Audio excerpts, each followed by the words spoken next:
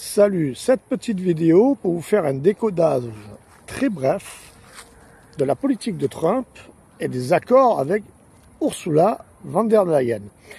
Tout le monde dit que Trump, il est formidable, il a imposé ses règles à l'Union européenne. Je crois que vous n'avez rien compris.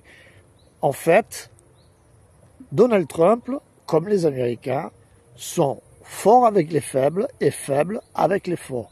Ce n'est pas qu'il a fait un coup exceptionnel, c'est que l'Europe est une caste à la barbe sous l'influence de grands cabinets américains dans le monde des affaires. Il y a McKinsey, il y a certaines banques, il y a aussi des cercles philosophiques, etc.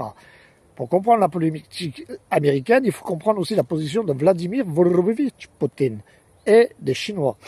Parce qu'eux, ils ont créé un nouvel ordre mondial bipolaire qui s'oppose justement au capitalisme occidental.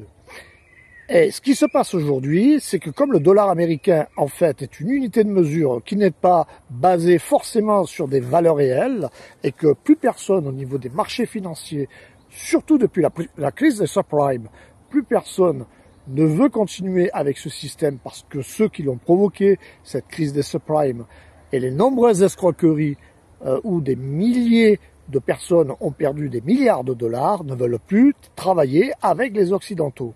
Donc, ils ont soit fui les marchés ou alors ils se sont, on va dire, portés vers des pays qui ont des institutions juridictionnelles beaucoup plus stables et qui ont surtout une vision, on va dire, à long terme du monde de demain. C'est le cas de la Russie et de la Chine.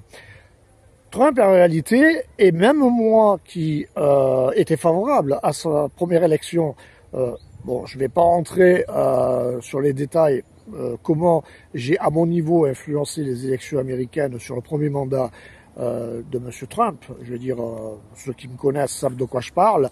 Mais même moi, aujourd'hui, je me pose la question si effectivement Trump n'a pas fait un premier mandat justement pour comprendre un peu quelles étaient en sous-main les véritables alliances pour par la suite faire venir Joe Biden et lui reprendre le relais et emmener une nouvelle politique totalement contraire de ce qu'il prônait.